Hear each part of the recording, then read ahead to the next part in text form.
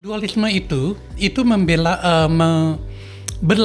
kita punya bumi menjadi bagian utara dan bagian selatan. Oke. Ya, kita katakanlah utara adalah positif, selatan adalah negatif. Ya, nah, di mana positif dan negatif itu selalu berseberangan. Demikian juga kita bisa membuktikan bahwa musim di Australia dengan di Tiongkok itu berseberangan, persis. Ya, yang satu lagi musim semi, satu lagi gugur, satu lagi panas, satu lagi dingin. Ya, itu selalu begitu. Indonesia lebih dekat ke Australia, maka dia itu harus mengadopsi yang bagiannya yang dekat dengan Australia. Karena dia belahan bumi selatan, maka kita kasih nama Pacu Selatan. Oke. Nah, jadi timbulnya Pacu Selatan itu dari situ. Nah, itu yang membedakan konvensional yang umum dan yang khusus untuk wilayah selatan bumi. Banyak orang bertanya, kalau saya lahir di Indonesia, nasib saya jelek.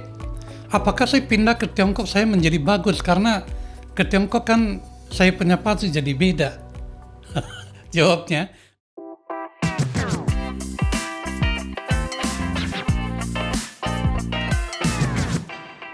Selamat datang di Money Talk. Money Talk adalah podcast yang membahas tentang bisnis, investasi, dan teknologi dari penerbit LX Media, BIP, dan MNC.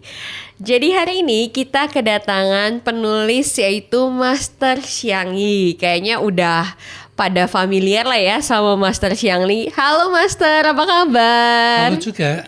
Kabar Kayaknya baik. kita udah sering banget ya ngobrol bareng kayak gini ya. Ini Ya. udah kayak ngobrol kesekian ya kita lah ya gitu ya. Oke, sebelum kita mulai mungkin sedikit kayak aku mau ngebacain profil singkat kali ya. Profil singkatnya dari Master Xiangyi. Mungkin di sini juga sudah pada tahu ya, Master Xiangyi itu lahir di pesisir timur Sumatera dari keluarga yang turun-temurun mendalami sastra metafisika Tiongkok. Jadi sejak usia 8 tahun ia telah belajar Feng Shui, kemudian belajar hasta aksara dan ilmu klasik lainnya. Dan juga sekarang sedang memperdalam ilmu pengetahuan bersama para master yang tentunya nggak cuma dari Indonesia, tentunya juga dari Singapura, dari Taiwan, dari Hong Kong hingga Tiongkok. Wis. Kemudian karena berlatar belakangnya adalah sains, jadi tentunya untuk memadukan matematika, seni, dan sastra itu menggunakan pendekatan yang logis dengan tradisi yang kuno. Dan tidak hanya itu saja, pada tahun 1995 ia mendirikan Yunxiang Philosophies, yaitu sebuah pusat pembelajaran metafisika Tiongkok. Jadi sejak saat itu kiprahnya mulai meluas nih, dan dia mulai menulis kolom di koran harian Mandarin, kemudian di koran harian internasional juga, mengisi program TV, radio, serta tampil di berbagai konferensi dunia, yaitu seperti konferensi Yiqing. Betul ya Master ya? Yes. Ya, Dan sekarang tentunya Master Xiangyi aktif sebagai penulis yang bekerja sama dengan BIP Gramedia sejak tahun 2007. Dan sekarang ini sudah menerbitkan lebih dari 10 buku populer, termasuk salah satunya adalah Kalender Tongsu, kemudian membongkar mitos Feng Shui, Pacu Selatan, dan juga interaksi elemen. Gitu. Dan ternyata sekarang Master Xiangyi juga menjadi konsultan kepercayaan di berbagai perusahaan nasional dan juga multinasional tentunya. Dan gak usah berlama-lama, mungkin kita langsung ngobrol aja kali ya sama Master ya. Apa kabar Master? Baik. Oke, kalau masalah seandainya saat ini nih kita mau bahas mengenai buku terbarunya Master, betul ya? Ada buku yang membahas mengenai Pacu Selatan dan konvensional, Ya. betul ya? Mungkin dari sisi Master boleh nggak diceritakan pertama kali untuk mengenal bahasa ini dan juga yang membuat Master tuh jatuh cinta gitu sama bidang ini? Oke. Pacu itu, Pa itu 8, Cu itu huruf. Oke. Jadi Pacu itu 8 huruf. Itu suatu format yang terdiri dari 8 huruf Oke. yang bisa menerangkan atau mencakup seluruh kehidupan manusia. Jadi Pazi itu adalah satu ilmu khusus untuk mempelajari kehidupan manusia. Karena itu, saya lebih senang mengatakan itu adalah membaca grafik kehidupan. Jadi turun naiknya suatu kehidupan bisa tercermin oleh sebuah pace milik si orang tersebut, Oke. bukan milik orang lain. Tiap orang memiliki grafik yang berbeda-beda. Jadi sebenarnya itu tidak etis kalau kita bicara bahwa itu adalah nasib. Oh, beda dengan nasib ya? Beda nasib ya. Memang itu adalah sesuatu yang memang sulit untuk diubah, tetapi dia masih bisa dikoreksi, masih bisa diperbaiki. Jadi contoh kalau misalnya seorang yang sejak lahir dia tidak memiliki kemampuan berpikir yang cukup baik, akibatnya dia katakanlah tidak memiliki kemampuan untuk bersekolah tinggi. Yang penting dia mau kerja, dia diajarkan suatu keterampilan yang sederhana, asal dia rajin, dia masih bisa memperbaiki kehidupannya. Bayangkan kalau orang seperti itu tidak memiliki keterampilan, maka kehidupannya akan menyedihkan. Nah, itulah yang saya sebut dengan bisa diperbaiki. Oke. Demikian juga orang yang memiliki keberuntungan yang sangat baik. Kalau dia selalu bermalas-malasan aja, tidak melakukan sesuatu pun, apakah dia bisa mendapatkan apa yang disebut bagus? Tidak. Ya. Karena dia kalau hanya diam saja, tentu saja ibarat dia pengen memiliki durian yang begitu wangi, tapi dia hanya duduk melihat aja durian itu tak akan jatuh sendiri. Jadi tetap dia harus berusaha untuk bagaimana bisa mendapatkan durian tersebut. Oke. Jadi gunanya pacu itu adalah seperti itu.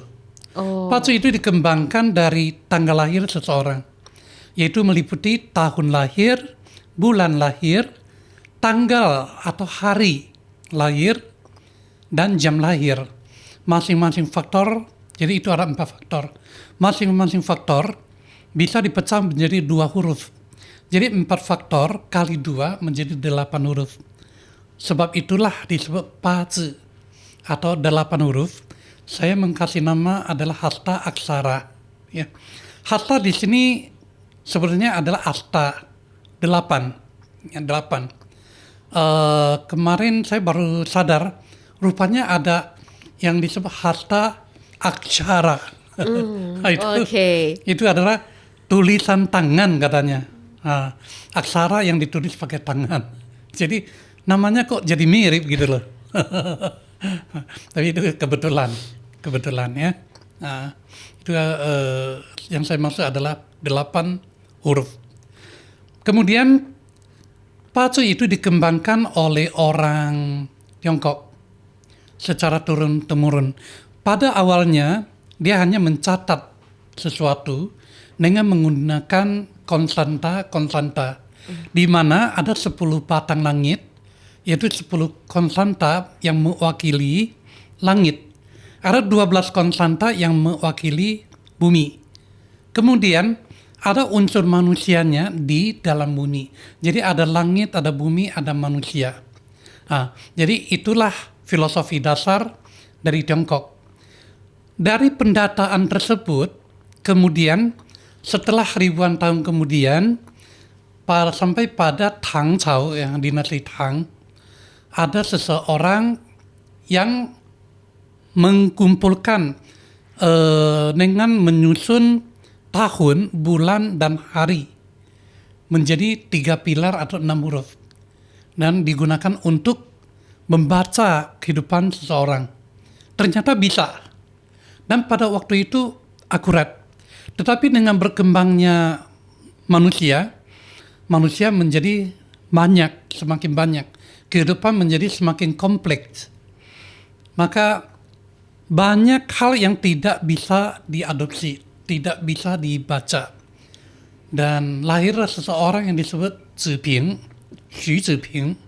Dia menambahkan faktor jam sehingga menjadi 4 faktor 8 huruf. Ya.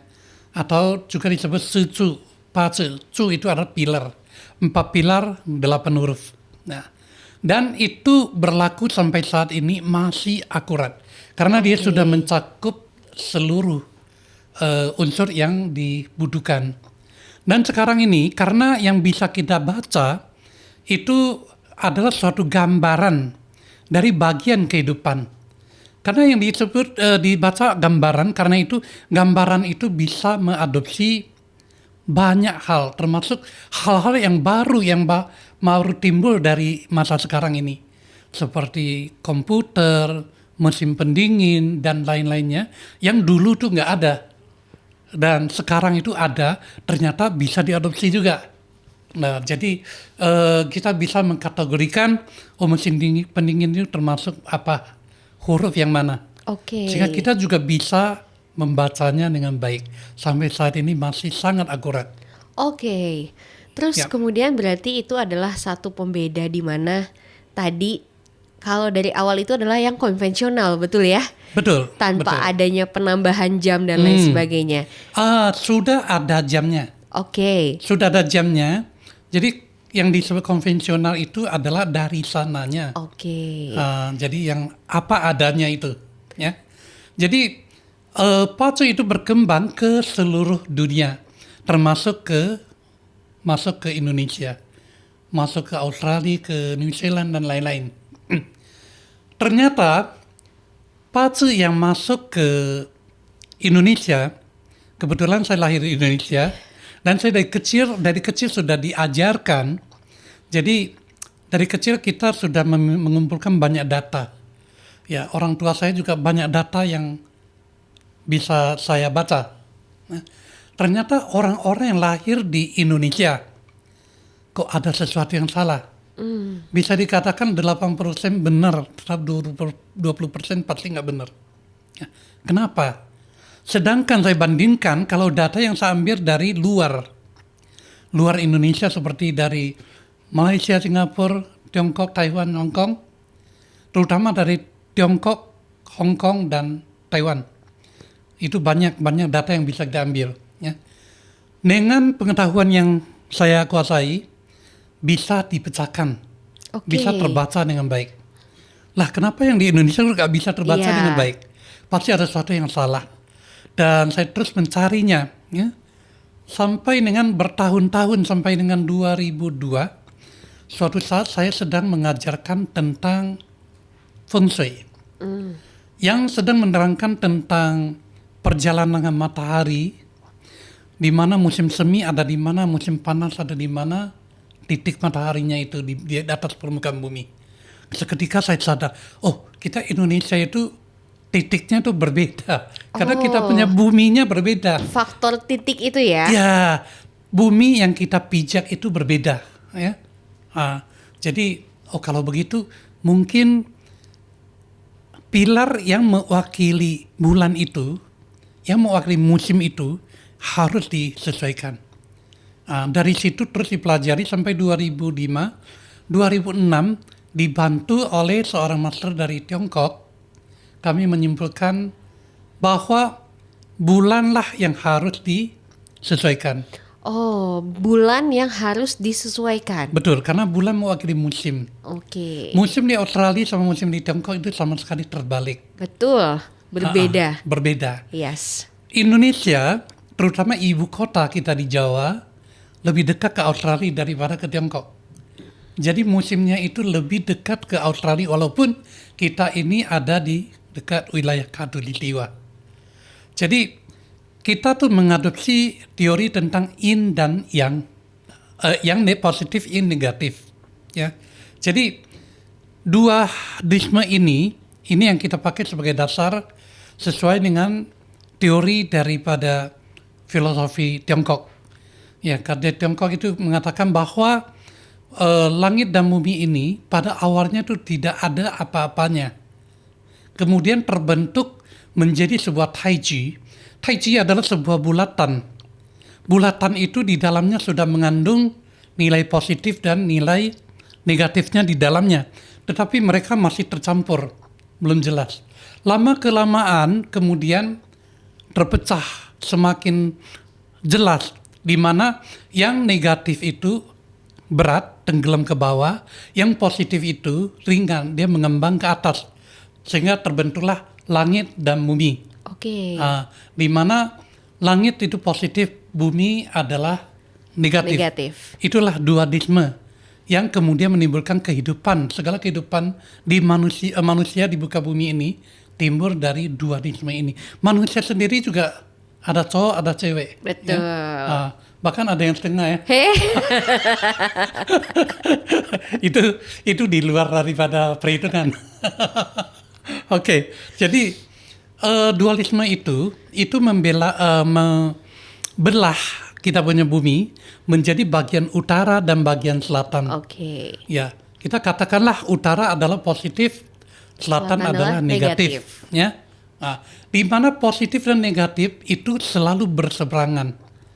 Demikian juga kita bisa membuktikan bahwa musim di Australia dengan di Tiongkok itu berseberangan persis. Ya, yang satu lagi musim semi, satu lagi gugur, satu lagi panas, satu lagi dingin. Ya, itu selalu begitu. Indonesia lebih dekat ke Australia, maka dia itu harus mengadopsi yang bagiannya yang dekat dengan Australia. Karena dia belahan bumi selatan, maka kita kasih nama Pace Selatan. Oke. Jadi timbulnya Pace Selatan itu dari situ. Itu yang membedakan konvensional, yang umum, dan yang khusus untuk wilayah selatan bumi. Itu disebut Pace Selatan. Jadi demikian. Oke, sebenarnya mungkin yang menjadi pertanyaan orang banyak nih ya. Ya. Kenapa Master itu tertarik untuk menulis ya? Kalau tadi runtutan ceritanya sangat rumit bahwa sampai Master itu berhasil menemukan bahwa ini adalah Pace Selatan. Betul. Gitu. Tapi di dalam buku ini Master menulis buku Pace Selatan dan konvensional. Apa yang mendorong Master itu akhirnya menulis buku ini? Oke, saya pada tahun 2008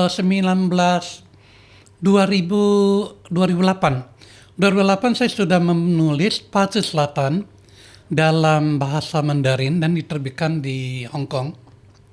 Kemudian 2010 saya terbit di Gramedia BIP. Pace Selatan dalam bahasa Indonesia. Oke. Ya tentu di BIP nggak mungkin yang bahasa lain. Nggak mungkin ya, harus bahasa Indonesia ya. Kalau bahasa lain nanti tambah susah ya. Tambah susah memang ya. Oke, jadi menulis Pace ini tujuannya adalah supaya orang memahami bahwa inilah Pace, bahwa kehidupan seseorang itu bisa dibaca melalui Pace, bahwa kehidupan seseorang itu tidak sama dengan nasib, bahwa kehidupan seseorang itu tidak semudah itu untuk dibaca seperti sekedar membacanya dengan hanya sebuah senyum saja. Jadi banyak sekarang setiap tahun, bahkan setiap tahun sampai saat ini, selalu kalau setiap pergantian tahun, orang-orang lalu ramai-ramai cari tahu siu saya ini tahun ini bagaimana. Betul. Oh, tahun depan itu adalah siu kuda katanya. Kayaknya nggak cocok nih, ya kan? Tikus apa bisa berantem nggak gitu? Iya. Apa misalnya siu ayam itu ternyata nggak cocok sama siu apa gitu kan? Oh iya. Itu selalu jadi pertanyaan tuh. Selalu menjadi pertanyaan. Jadi saya berusaha untuk memberitahukan kepada umum bahwa siu itu hanya boleh untuk bersenang-senang saja. Oke. Nggak bisa jadi patokan hiburan, gitu ya? Nggak bisa jadi patokan. Setiap tahun saya juga selalu berpesan seperti itu. Jadi untuk memenuhi keinginan orang juga, setiap tahun juga saya menulis dalam di buku, di kalender ya, kalender Tongsu, yang terbit sejak 2007 sampai sekarang. Betul. Setiap tahun. Ya. Jadi itu supaya orang memiliki hiburannya. Tapi di samping itu, semua orang juga perlu tahu bahwa itu tidak bisa dijadikan patokan. gara-gara Mas Chang itu bilang saham saya lagi bagus nih tahun ini, gue beli saham sebanyak-banyaknya. Terus kalau rugi gimana coba? Kalau rugi master yang disalahin kayaknya. Oh iya, makanya jangan begitu dong. Jadi ya tidak bisa dijadikan patokan. Nah, itu maksud saya menulis buku supaya banyak orang bisa mengetahui. Karena itu kita harapkan semua orang bisa membaca buku supaya memahami. Bukan semua orang baca buku lalu kita punya banyak duit. Enggak ya, beda. Itu beda sekali. Bisa mau cari duit dari tulis buku itu gak gampang. Oke. Kecuali yang punya nama luar biasa. Apalagi ilmu yang seperti ini. Lebih banyak rugi daripada itunya. Daripada cuannya ya, daripada untungnya cuannya. ya. Iya. Oke, kalau seandainya dilihat lagi di dalam buku ini tuh kan memang memang Master Xiang itu benar-benar membedakan fase selatan dan konvensional. Betul. Betul ya. Sebenarnya kalau misalkan boleh diceritakan secara singkat nih ya, Ya. perbedaannya tuh di mana, Master? Perbedaannya hanya di pilar bulan ya. Karena bulan itu yang mewakili musim. Jadi pilar pertama itu adalah pilar tahun, kedua adalah bulan, ketiga adalah hari, keempat adalah jam. Jadi pilar kedua, pilar bulan itu yang berbeda. Dan yang berbeda itu hanya di bawahnya saja, yang disebut cabang bumi. Batang langit tidak berubah, cabang bumi yang berubah. Kenapa? Karena batang langit mewakili langit. Apa yang ada di langit? Yang di langit matahari di Amerika sama di Indonesia dia juga. Bulan di Tiongkok sama di Indonesia juga dia juga. Nggak pernah berubah. Betul. Karena itu batang langit tak perlu berubah. Yang berubah itu adalah titik jatuhnya cahaya matahari di atas permukaan bumi. Di mana kita berpijak, itulah yang membedakan titik pijakan kita itu. Jika di Indonesia, berarti dia punya suhu akan berbeda dengan di utara. Seperti di Tiongkok. Atau di Singapura, di Malaysia, di Thailand, ya. Berarti kalau seandainya kayak saya nih lahirnya di Indonesia gitu ya, berarti saya harus menggunakan fase selatan. Betul. Betul. Tapi Betul. kalau seandainya saya lahirnya itu di Tiongkok gitu ya, Betul. berarti saya menggunakan yang konvensional. Konvensional, benar. Oke. Iya.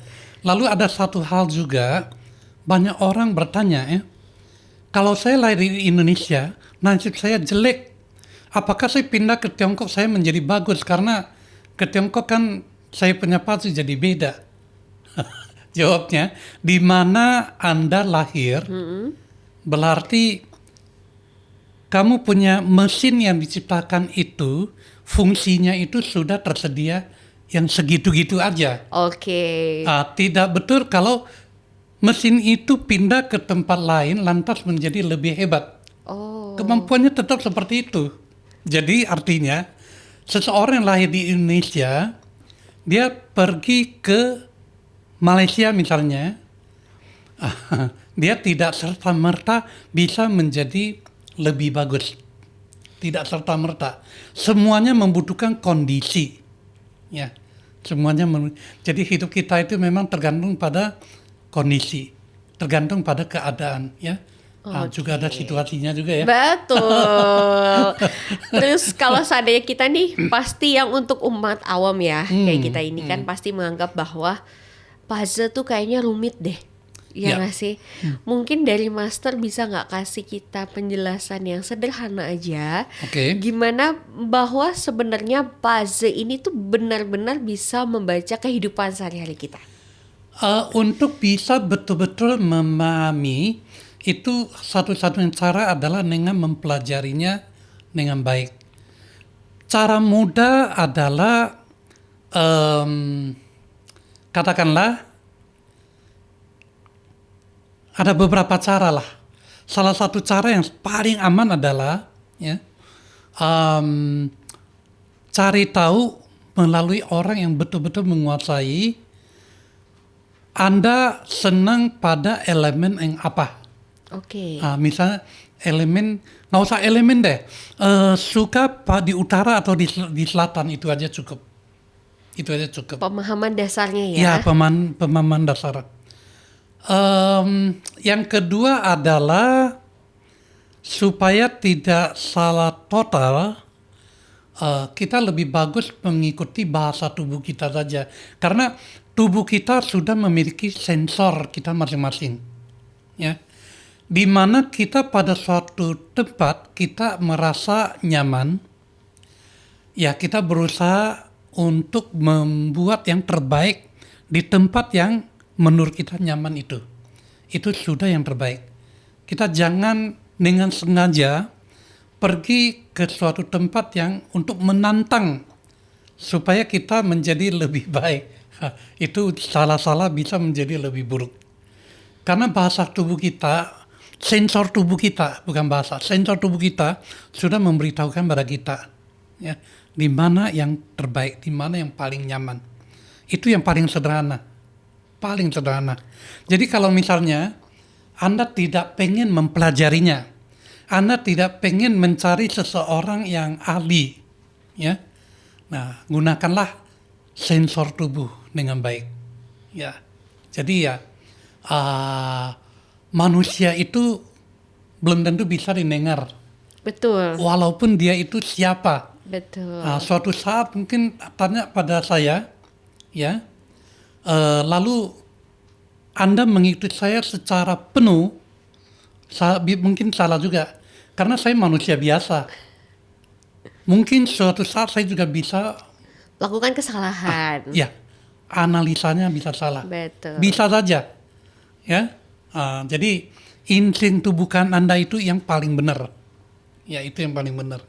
Nah, jadi kalau misalnya kita sudah yakin bahwa ini yang terbaik, ya lakukanlah itu dengan baik, ya. Jadi dalam hal ini kita harus memiliki pandangan yang positif. Kita jangan terbawa oleh pandangan yang negatif, itu paling penting. Oke, kemudian sebenarnya yang pengen kita ketahui bersama ya Master. Ya. Sebenarnya ketika misalkan kita sudah bisa membaca fase gitu ya. Itu kira-kira hal penting apa sih yang bisa kita ketahui tentang diri kita melalui bacaan ini gitu loh. Oh, Apakah banyak sekali. sebenarnya dengan kita memahami fase dalam diri Ya. kita, itu kita bisa mengambil sebuah keputusan yang besar gitu. Benar. Banyak sekali yang bisa didapatkan dari fase. Jadi kata orang, ya, dan kenyataannya adalah bahwa segala sesuatu harus dicegah terlebih dahulu sebelum sesuatu itu kejadian. Kalau sudah terjadi, itu sudah menjadi kenyataan yang nggak bisa diubah. Sebelum terjadi, kita masih bisa menghambatnya atau mengubahnya. Kalau bahasanya katanya mengubah lah. Ya sebetulnya bukan mengubah. Bukan mengubah ya sebenarnya ya. Tetapi berusaha untuk memperbaiki saja. Yes. Ya, memperbaiki. Ya. Oke, jadi dengan mengetahui tentang fase, berarti kita bisa membaca segalanya. Kapan kita boleh melakukan suatu spekulasi, kapan tidak boleh. Spekulasi itu adalah segala sesuatu yang belum tentu Terjadi. ya, bukan terjadi, belum tentu menguntungkan. Oke. Ya, kita selalu mengacu kepada untung dan rugi. Iya. Ya, kita membuat sesuatu, kita mengharapkan sesuatu itu menguntungkan kita. Ya. Yang belum tentu menguntungkan, itu namanya spekulasi. Dagang itu spekulasi. Ya, berinvestasi besar, membuat suatu pabrik yang luar biasa, itu spekulasi dan lain-lain. Ya. Jadi, kapan kita boleh berkembang dengan melakukan suatu investment yang besar misalnya, kapan tidak boleh. Nah, itu sangat penting sekali. Hal yang lain juga adalah menyangkut keamanan tubuh kita. Kapan kita boleh melakukan suatu resiko, melakukan suatu perjalanan yang penuh berisiko, suatu hal yang penuh berisiko. Ya misalnya anak muda, kalau saya masih muda, biasanya kalau saya ke Bali, biasanya saya akan terjun ke laut saya akan diving, saya akan nyelam dan lain-lain. Yes. Ya, jadi Menikmati itu ya di tempatnya menikmati ya. namanya. Sebenarnya hal itu berisiko, apalagi juga namanya manjak ya, manjak tebing yang benar-benar tebing, bukan yang menjadi tebing. Itu sangat berisiko, ya toh? Jadi kapan saya tidak boleh melakukan itu? Ya, kalau kita sudah tahu, kita bisa mencegah sebelum sesuatu yang buruk terjadi pada kita sendiri. Saya sendiri sudah pernah mengalami dan ini diketahui oleh seluruh murid saya yang pada waktu itu belajar Medalika dengan saya. Waktu itu lagi belajar Cui Tausu namanya. Ya. Jadi di tahun 99, ya tahun 99 saya mengajar Cui Tausu. Saya kemudian memberitahukan pada seluruh murid di kelas bahwa bulan depan saya akan beristirahat 1 bulan karena saya akan mengalami suatu bahaya di perjalanan. Oh. Ya, saya bisa mengalami kecelakaan yang lumayan besar. Ya, karena itu saya akan bertapa dulu. Oh, oke. Artinya di rumah lah, bukan betul-betul bertapa ya. Iya. Jarang keluar gitu loh. Iya. Lalu hal itu saya jalankan, banyak yang meragukan. Bahkan ada murid saya yang nasihati katanya, karena murid saya itu rata-rata usianya lebih besar dari saya pada waktu itu. ada yang menasihati, kamu jangan terobsesi oleh pikiran kamu sendiri, itu gak benar karena kalau kamu pikir begitu ya bisa aja terjadi. Iya. Ya itu ada benarnya sih, saya bilang, tapi ya saya tetap berada di rumah. Kemudian beberapa hari sebelum berakhirnya masa itu, ya, ada salah satu murid yang mengajak ya, kamu ngapain sih terus di rumah katanya, sempet kan? Kita lagi berkaraoke nih di rumah teman siapa gitu loh, ya gabunglah katanya. Ya udah, saya pikir benar juga ya. Lalu pada waktu itu saya rumahnya itu keluar masuk harus melalui Daan Mogot. Daan Mogot itu ada kendaraan truk yang besar-besar, itu mengerikan. Kalau di situ terjadi kecelakaan lalu ketabrak, jangan bilang digiling, kedubruk aja, itu sudah luar biasa. Yes. Jadi pada waktu itu saya nggak berani bawa mobil, saya bawa motor saya dari belakang, saya motong jalan dari perkampungan, ya. Ternyata tanpa sadar saya terjatuh, kecelakaan sendiri. Oh, oke. Nabrak pembatas jalan, nabrak polisi tidur yang belum di zebra cross. Jadi saya tidak memperhatikan karena waktu sebelum saya ngumpet itu belum ada polisi tidur. Tiba-tiba pas sudah keluar ada ya polisi tidurnya ya. Ya, jadi nggak sadar, nabrak, jatuh, tanganku patah. Jadi semuanya heboh. Itu yang membawa saya menjadi dikenal. Kalau enggak mungkin saya juga tidak jadi seorang master. Oke. Jadi tanpa saya beriklan, ya semua murid saya heboh. Berkembanglah iklan yang tak usah dibayar. Kemudian membawa saya sampai bisa bertemu dengan Pak Harmoko. Saya bisa mengisi rubrik, saya bisa masuk ke TV dan lain-lain. Jadi ya berawal dari situ. Karena apa? Karena saya mengerti saya bisa mengetahui kapan saya harus menjaga diri, kapan tidak. Ya, saya bisa bernafas sampai sekarang ini juga karena saya sudah memperkirakan di tahun tertentu saya bisa mengalami stroke. Saya sudah mengalaminya dan saya tertolong karena sebelum betul-betul kena, saya melarikan diri ke rumah sakit dulu. Pencegahannya sudah dilakukan. Oke. Jadi itu gunanya PACE. Wow, sampai sebesar itu perannya ya? Ya, kecuali kalau misalnya saya sudah cukup tua dan pada suatu kondisi yang saya tidak berdaya, ya sudah. Jadi sepanjang saya masih punya upaya, saya masih bisa memperbaiki diri. Ya, Oke. memperbaiki kehidupan saya. Memperbaiki kehidupan. Betul. Tapi Karena itu mungkin- bukan nasib. Kalau nasib udah pergi. Mungkin juga sering ada pertanyaan kayak gini, Master. Ya. Kalau seandainya saya bisa mempelajari pace ini, Ya. apakah itu akan membantu rezeki saya gitu ya? Tentu. Bisa kayak lebih baik atau gimana gitu kan? Tentu. Karena tadi saya mengatakan bahwa pasti bisa memberitahukan kapan Anda boleh berinvest. Dan invest di bidang apa bahkan. Ya. Seperti saya sendiri, saya di samping seorang konsultan, ya, saya juga ada ikut teman di bidang yang lain. Dan saya sudah tahu bidang apa yang boleh saya masuk. Oke. Ya, kalau enggak ya saya nggak kuat juga untuk mencegah, karena uang yang saya keluar tuh luar biasa, ratusan juta punya untuk pencegahan itu. Oke. Jadi itu adalah gunanya mempelajari pace. Itu bisa memperbaiki diri kita sendiri, dalam hal ini adalah memperbaiki kesehatan kita dan memperbaiki kehidupan kita dalam pemenuhan materi. Bisa diperbaiki. Ya. Walaupun saya tidak bisa menjadi konglomerat, tidak mungkin. Karena saya dilahirkan ya dengan grade yang seperti ini, dengan fungsi kemampuan yang seperti ini. Ya, saya tidak bisa lebih daripada itu. Tapi minimal saya bisa melakukan sesuatu yang maksimal yang bisa saya dapatkan.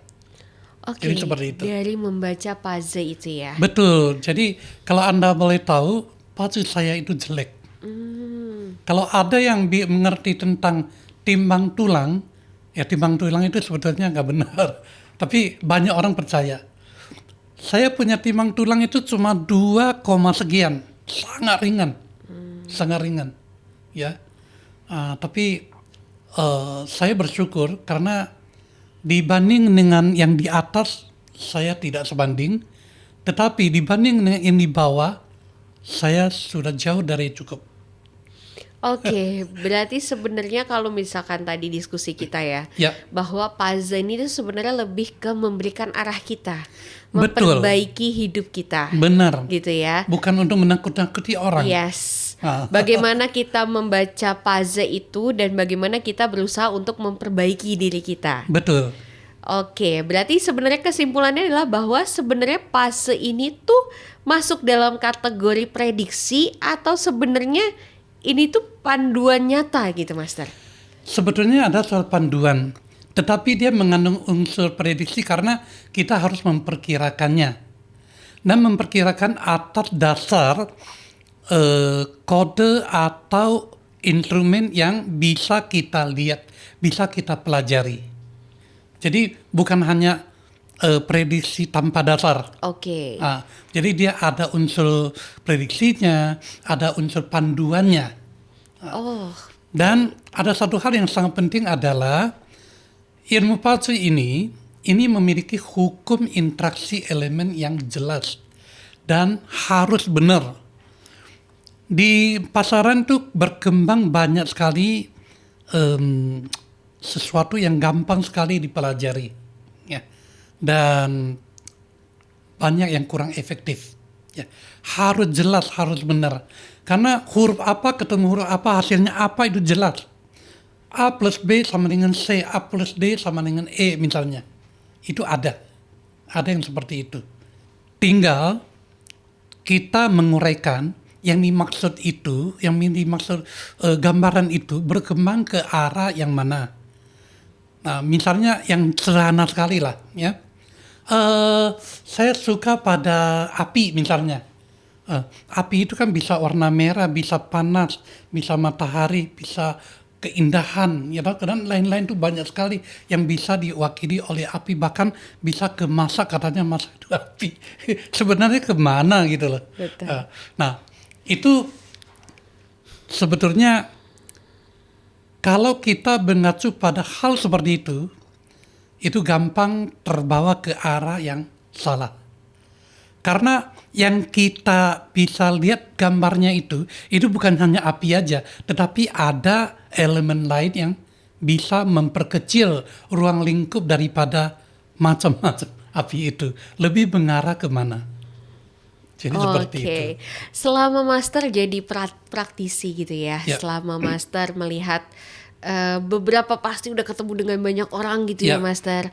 Ada nggak pengalaman unik atau yang bikin Master tuh terkejut gitu ya ketika Master membaca puzzle seseorang? Saya sudah sering terkejut.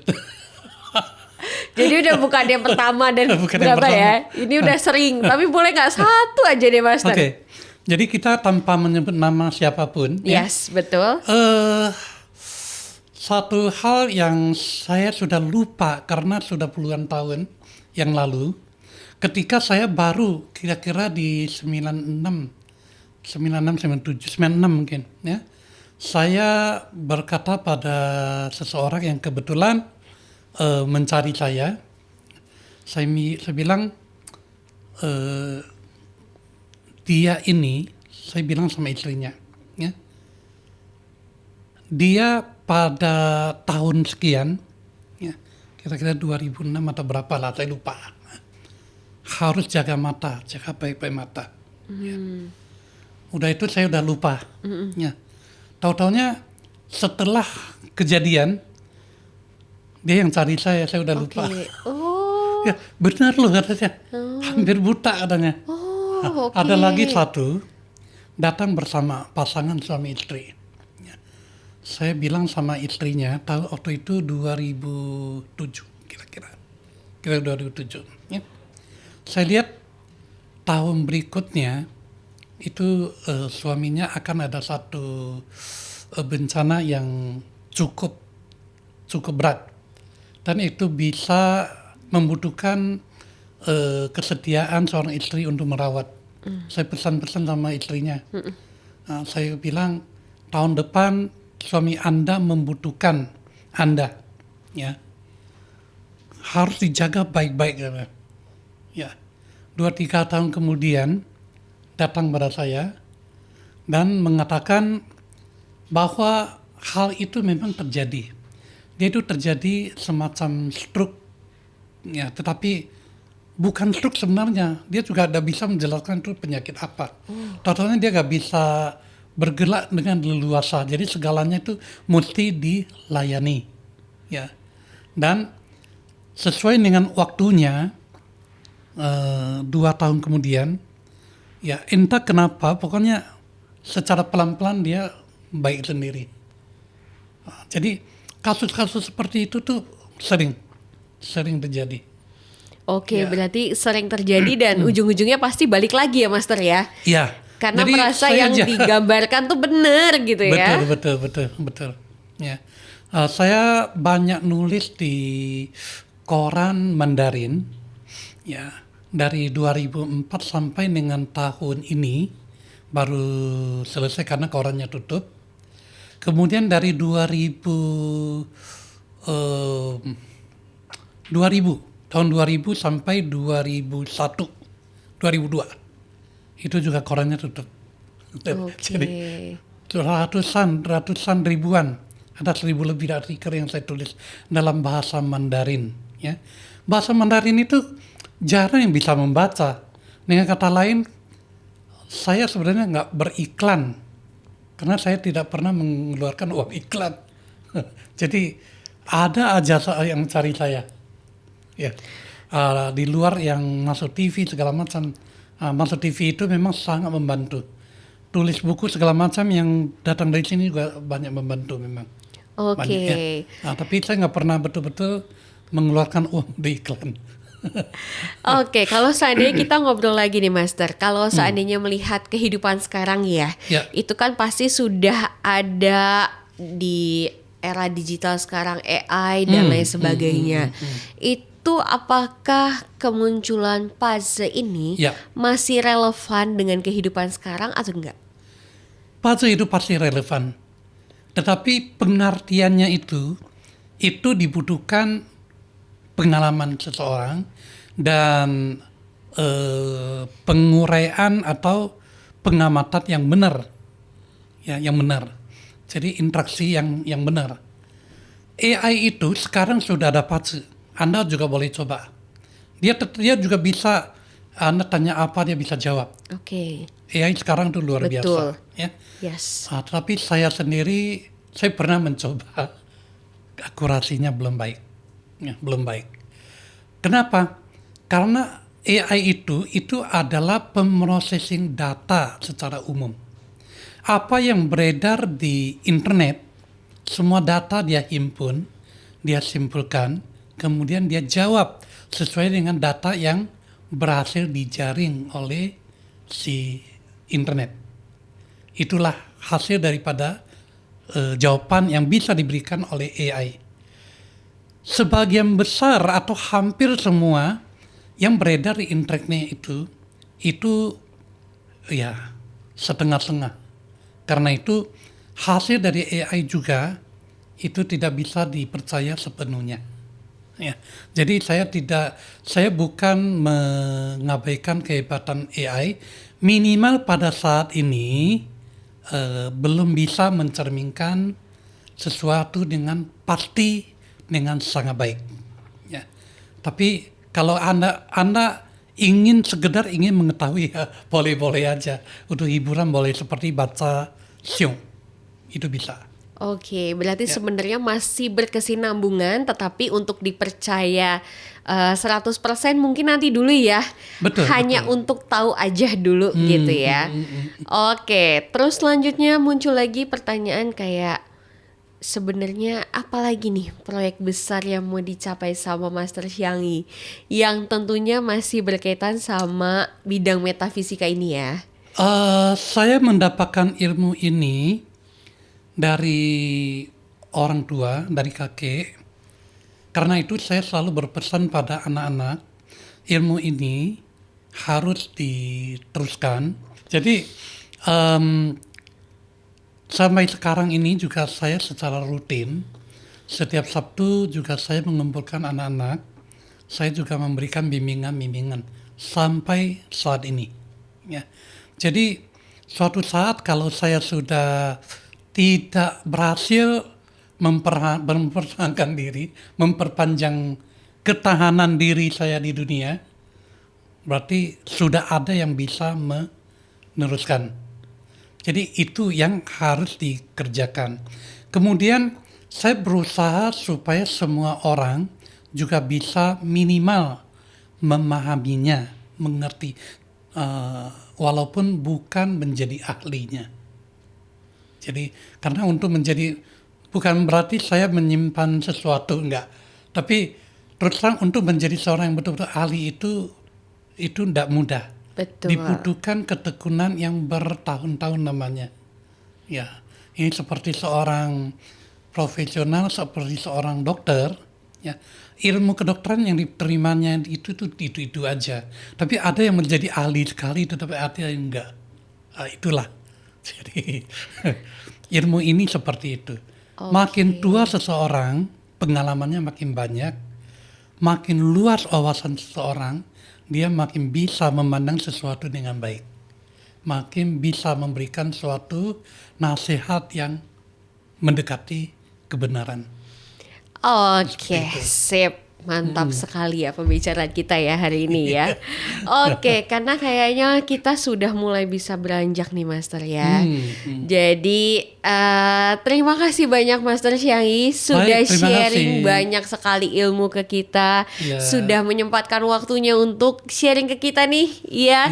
Sharing di podcast Monity Talk kali ini. Dan juga terima kasih juga untuk teman-teman semua Ya. yang sudah menonton. Dan jangan lupa untuk subscribe, like, dan komen tentunya. Saya juga titip salam untuk semuanya yang menonton. Jangan lupa subscribe. Dan jangan lupa tentunya untuk membaca bukunya Master Xiangyi, betul ya? Iya, membaca tentu. buku Pasir Selatan dan juga Supaya konvensional. paling tidak memahami. Betul. Iya. Walaupun kalau untuk ahli masih butuh waktu ya. Butuh waktu, itu betul-betul butuh waktu. Tapi yang penting kita coba memahami dulu ya. Benar. Oke, sip. Terima kasih banyak. Baik, Dan terima kasih. sampai jumpa di Monity Talk berikutnya. Baik, bye-bye.